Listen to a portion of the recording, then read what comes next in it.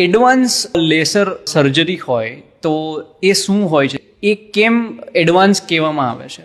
Laser treatment એટલે શું કે હેમરોઇડ કે પાઇલ્સનો બેઝ છે ત્યાં આપણે લેઝર બીમ ડાયરેક્ટલી એપ્લાય કરતા હોય છે. મતલબ કે ત્યાં આપણે લેઝર એનર્જી આપતા હોય છે. એના લીધે એક ફાઇબ્રસ રિએક્શન થાય એ જગ્યાએ, અને જે લોહીની નળીનું ગુચ્છું છે ત્યાં એ ધીમે ધીમે સંકોચાવા લાગે. ધીમેથી 1 થી 2 વીકનો ટાઈમ લેતો હોય છે લેઝર સર્જરીમાં. એટલે ત્યાંથી જે બ્લડ સપ્લાય છે એનો અટકી જતો હોય છે, અને ધીમે ધીમે જે પાઇલ્સ જે બહાર આવતા હતા એ ધીમે ધીમે એની સાઇઝ ઘટી અને પાછા અંદર જતા રહેતા હોય છે.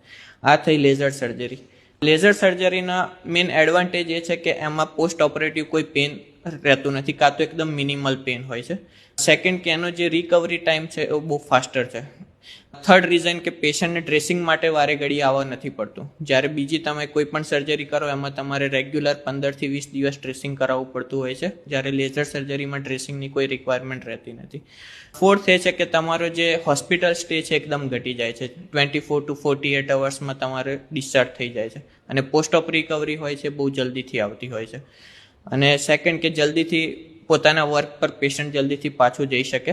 અને સૌથી મહત્વની વસ્તુ એ છે કે ત્યાં જે ટિશ્યુ ડેમેજ થવો જોઈએ એ બિલકુલ થતો નથી લેઝર સર્જરીમાં, અને ત્યાં પાછળ કોઈ સ્કાર માર્ક પણ આવતો નથી. આ બધા મેઇન એડવાન્ટેજ છે કમ્પેરેટિવ ટુ અધર સર્જરી.